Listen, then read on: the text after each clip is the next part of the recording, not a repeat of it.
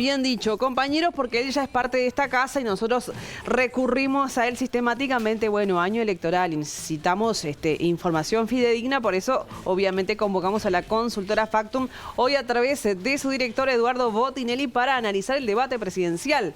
Eduardo, bienvenido, ¿cómo estás? Hola, Eduardo. ¿Qué tal? Buenas tardes, ¿cómo están? ¿Andas bien? Bien, bien, por suerte. Descansado porque ayer estuviste en BTV, obviamente, hasta tarde también con este debate. Tu evaluación a priori de lo que fue, te digo a priori, en realidad sería como un resumen de lo que sucedió anoche, porque opiniones hay varias, por supuesto que si hablas de un bando o del otro, cada uno va a defender a su candidato. Los neutrales podrán ser más acertados en cuanto a que tal vez no fue un debate, pero vos, ¿cómo lo viste? Bueno, a ver, está dentro de lo previsto por varias razones.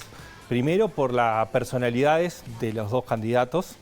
No son personalidades de confrontar fuertemente, para eso tienen otros jugadores que hacen ese juego.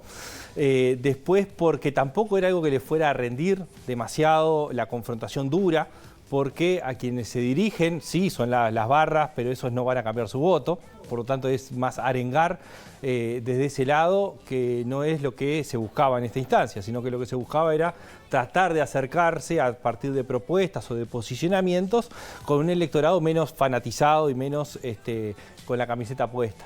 Y lo otro, que el formato no daba demasiado lugar. Sin embargo, yo creo que no podemos, digamos, señalar el formato como la única causa de la confrontación de ideas, porque la confrontación de ideas estuvo, pero no las respuestas de unos sobre otros. La posibilidad de preguntas y respuestas estaba desde el punto de vista que había una exposición de 3 minutos, otra de 2 minutos y otra de 1 minuto. Entonces, en esas instancias podía haberse dado un intercambio de ideas, de posiciones, Sí, la réplica, que prácticamente no se dio, ¿no? Hubo solamente algunas referencias puntuales para responder.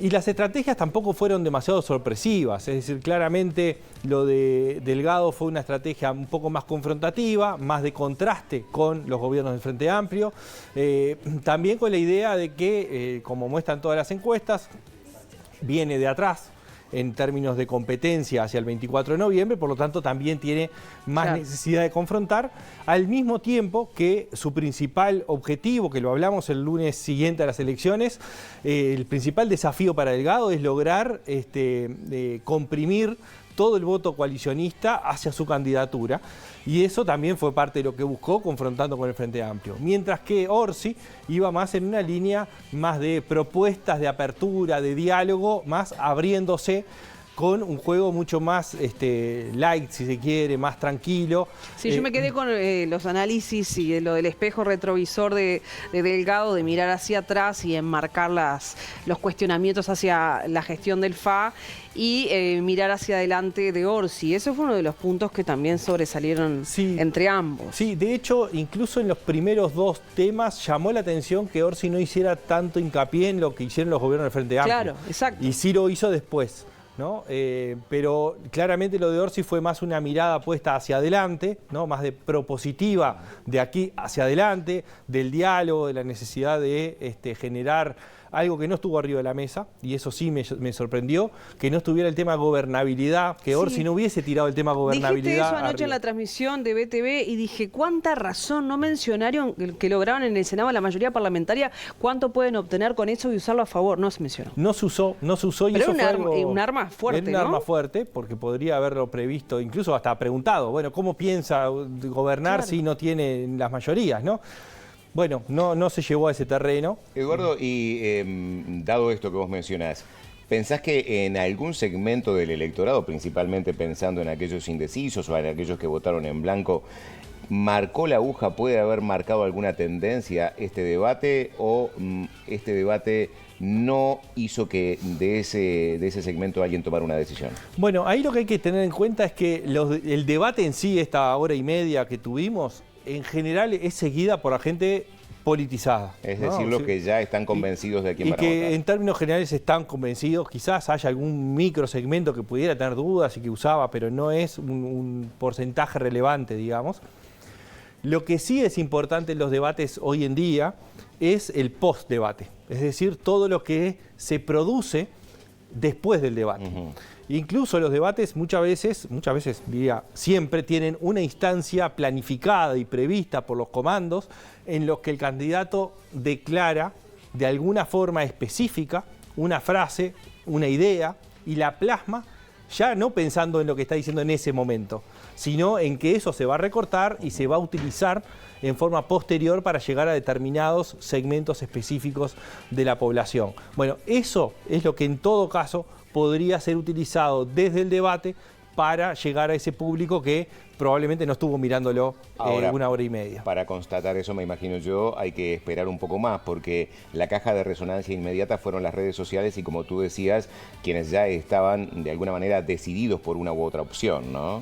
Claro, lo que hay que esperar es justamente qué hacen los comandos con ese contenido y cómo buscan viralizarlo. Seguramente hay mucho de posteo promocionado, ¿no? Es decir, de publicidad puesta en redes sociales con pequeños extractos que mandan un mensaje específico para determinados segmentos de la población. Y esta virtud que tienen las redes sociales de poder segmentar las audiencias, justamente se utiliza para eso. Es decir, bueno, hay determinada pauta publicitaria que tiene este contenido, se le va a mostrar a determinado perfil de gente. Bueno, eso es la gran tarea que emerge después del debate y que es tarea profesional posterior. Si viviéramos en Estados Unidos, Sí. tras un debate, de inmediato la pregunta sería ¿quién ganó? Y vos, Claro, como politólogo, si tuvieras que responder a la pregunta ¿quién ganó?, ¿cuál sería tu respuesta? Yo diría, a ver, primero en quién ganó, quién perdió, siempre hay dos miradas, por lo menos dos miradas importantes. Una es la mirada técnica, profesional, periodística, de analizar quién pudo haber hecho mejor, quién tuvo mejor postura, quién hizo mejor el lenguaje no verbal. claro. El segundo de quién ganó es qué decodifica la gente de lo que se dijo, de lo que se hizo, y son dos miradas que no siempre coinciden. De hecho, hemos hablado incluso ayer en la transmisión, en Estados Unidos hubo un debate de John Kerry con Bush Jr., donde todo el establishment, digamos, consideraba que Kerry había sido el ganador y Bush terminó siendo el ganador para la gente. Lo de Milei con Massa en la elección pasada de noviembre en Argentina sucedió algo similar. Bueno, acá ni de una cosa ni la otra parece haber un ganador o un perdedor, ¿no? Es decir, más bien cada uno hizo su juego, llevó adelante su estrategia y no podemos decir que haya habido un ganador. Creo que ni desde la mirada más profesional, ni tampoco en las audiencias en términos generales, más allá de esas reacciones iniciales de los partidarios propios y de los dirigentes propios que defienden su postura. Claro. También es poco probable pensar que alguien diga, no, mi candidato perdió, pero vótenlo el domingo, ¿no? Tal Es decir, cual. va a ser muy difícil que eso pueda Mencionaban el tema de no salirse del libreto y yo era, o sea, es una buena lectura antes de salir al aire. Eduardo decía, bueno, claro, es difícil también irse del libreto y salir a contestar porque perdés el eje de lo que realmente querés transmitir. Esto usando la herramienta de cara al domingo, ¿no? Claramente. Eso es una apreciación que quería decir porque Eduardo, analizándolo fríamente, dijo, bueno, claro, pero a veces responder tampoco es buen capital para lo que querés hacer, para el objetivo final. Bueno, lo que pasa que acá la estrategia de los dos fue no cometer errores, no en el debate, en toda la campaña, ha sido la de no cometer errores, no salirse de los libretos en general, no solamente en el debate. La posibilidad de responder a una pregunta, a una acusación del otro, implica la posibilidad de cometer un error.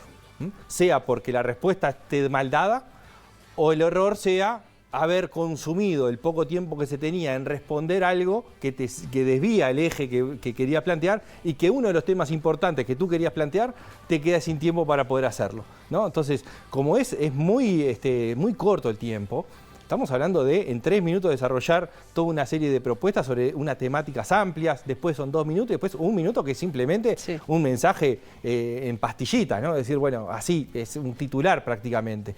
Entonces, en ese contexto, salirse de su propio libreto implicaba el doble riesgo, el de cometer un error y el de quedarse sin tiempo para poder llevar adelante la estrategia prevista. Y te quiero preguntar, de los ejes temáticos que tuvieron ambos, puntos fuertes de un lado y del otro, en los temas que se abordaron, del lado de Orsi y del lado de Delgado, ¿cuáles destacás vos? ¿En cuál se destacó Orsi y en cuál se destacó Delgado? Yo creo que Delgado arrancó bien en el tema desarrollo humano, fue el que digamos, apareció como más ordenado, el arranque del debate apareció como más fuerte en ese sentido. y no desde el punto de vista de la presentación, pero sí desde el punto de vista de los mensajes y a quiénes se mandaba, creo que el módulo de trabajo fue el mejor para Orsi, porque logró algo que no venía logrando, y era tratar de enviar un mensaje a un público que no votó ni al Frente Amplio ni a los partidos de la coalición, o, si se quiere, aún votando a alguno de esos, votó el sí de la seguridad social. Claro. Y ahí fue donde puso los temas con, ya lo había mencionado antes, lo de la SAFAP, por un lado, no eliminar la SAFAP, que era el punto que despertaba más resistencias en la población. Y también metió a Astori, que estaría de acuerdo en una metió el tema de Astori, también respondiendo un poco a lo que decía Delgado.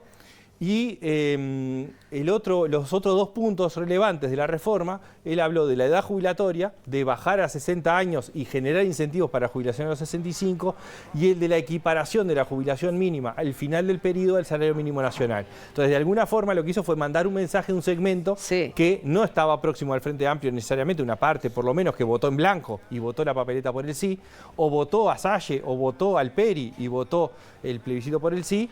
Y es un lugar donde Delgado se ha alejado, es decir, nunca llegó a arrimarse a ese electorado, sino más bien fue por la línea de esto quedó laudado, esto no se va a tocar.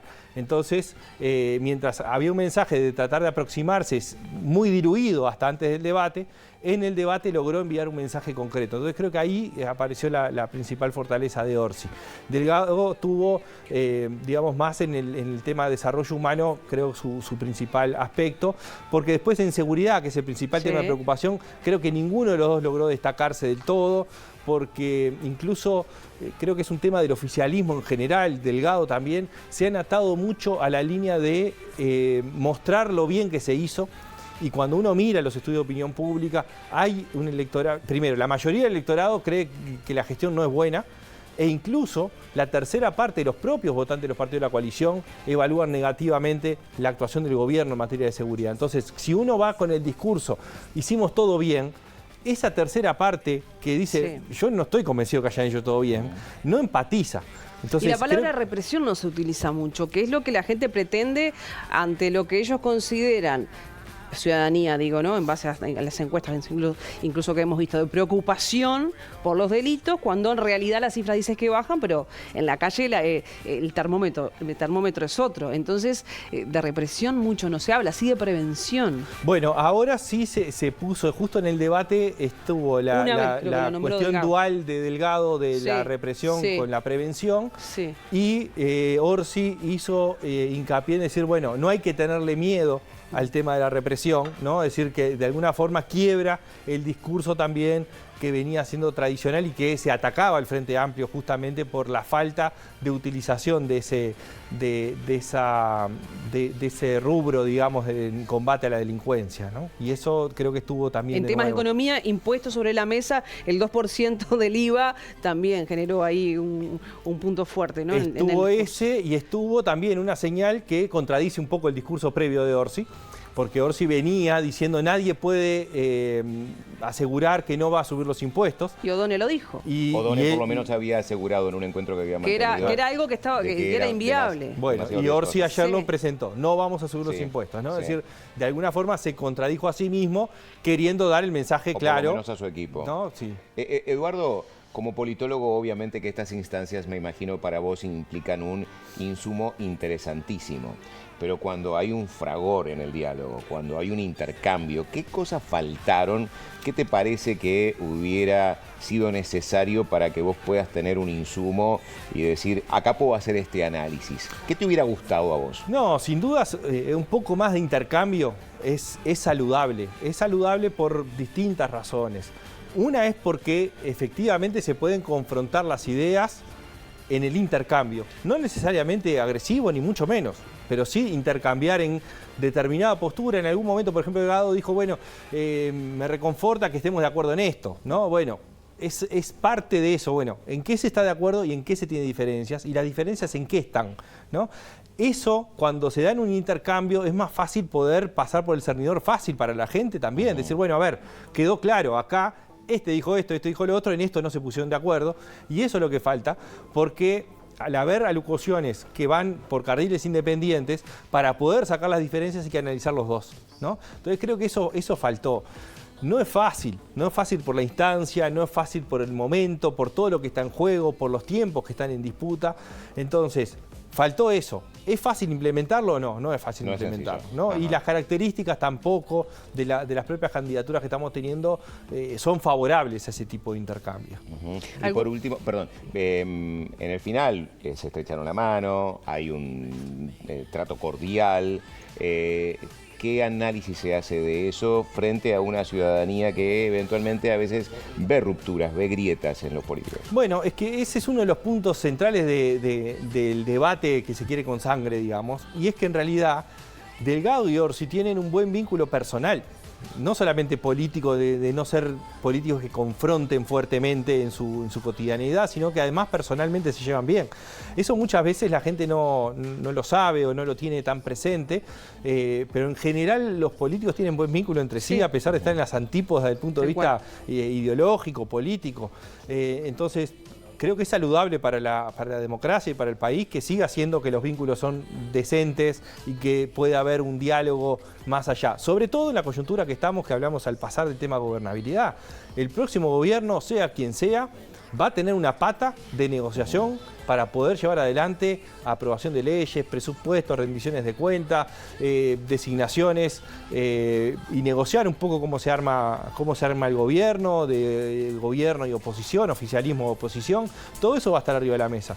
Entonces, llegar en un buen clima de diálogo y de personas que pueden dialogar y construir es mucho más saludable que estar en un momento o en un lugar donde no exista esas características como sistema político. Bien, veremos entonces el próximo domingo, estará la respuesta en base a la soberanía, a la democracia que vivimos en Uruguay. Así que gracias, Eduardo, nos vemos. Muchas gracias a ustedes, nos estamos viendo. Muy amable, Eduardo, como siempre, por tu tiempo, que no descansa, pero igual bien, está al firme siempre.